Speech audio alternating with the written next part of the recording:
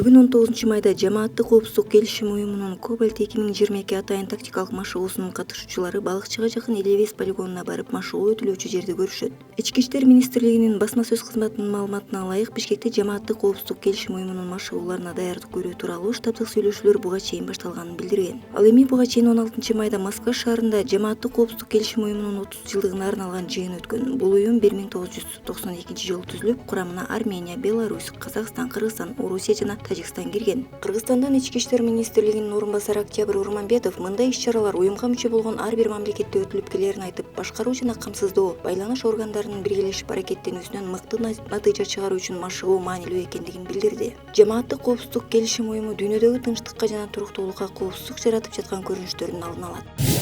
Экономика жана коммерция министрлигинин расмий сайтынын билдирүүсүнө ылайык, базарда көзөмөл кассалык аппаратты колдонбоого уруксат берүү маселесин атайын түзүлгөн жумуш тобу талкуулап жаткандыгы тууралуу маалымат 18-майда министрликтин расмий сайтына жарыяланды. Бирок министрликтин салык саясаты боюнча башкармалыгынын башчысы Кубанычбек Исабековдун айтымында талкуу уланууда, чечим кабыл алына элек. Өлкө аймагында соода-саттык, жумуш аткаруу, тейлөө субъектилери салык боюнча жаңы мыйзамга ылайык накталай жана накталай эмес эсептешүүдө милдеттүү түрдө кассалык көзөмөл аппаратын колдонуу керек экендиги айтылат. Бул талап иш жүзүнө 1-августтан тартып күчүнө кириши күтүлүүдө. Ал эми буга чейин өлкө башчысы Садыр Жапаров 8-февралда Бишкектеги Дордой жана Ош базарларына барып, ишкерлерге кассалык көзөмөл аппаратын ишке киргизүү максатын түшүндүргөн. Кыргызстанда экономиканын 40% көмүскөдө калганын, ошону алып чыгуу аракети көрүлүп жатканын, кичи жана орто бизнес жабыркабасын деген аракет көрүлөөрүн айткан.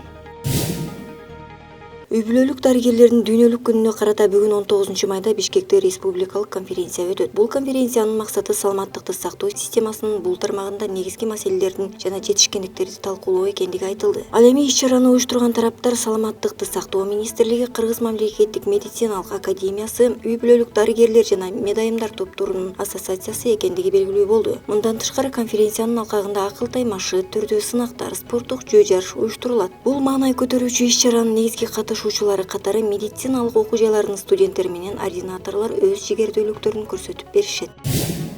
Орусиядагы кыргызстандык мигранттар маселеси талкууланды. Кечээ 18-майда Кыргызстандын тышкы иштер министри Жээнбай Кулуевдин Орусиянын элчиси Николай Удовиченко менен жолугушуусунда Орусиядагы кыргызстандык мигранттар маселеси олуттуу талкууланган маселелердин бири болгондугун ТИМдин басма сөз кызматы билдирди. Ортодогу бажы тоскоолдуктарын жоюу, элди жана товарларды эркин өткөрүү максатында 2010-жылы бажы биримдиги катары түзүлгөн ЭАПке Кыргызстан менен Армения 2015-жылы кошулган. Бирок ортодогу экономикалык тоскоолдуктар жоюлбай, Кыргызстандын ишкерлери өндүргөн продукциясын уюмдун ичиндеги өлкөлөргө жеткирүүдө кыйынчылыкка дуушар болуп келаткандыгын айтып, кечээки жолугушууда мына ушул маселелерге дагы бир ирет дыккат карап чыгып, жөнгө салуу керектиги тууралуу сүйлөшүүлөр болду. Расмий эмес билдирүү боюнча Кыргызстандын чет жактарда эмгек миграциясында жүргөн жарандары миллиондон ашканы айтылууда, алардын көбү Орусияда.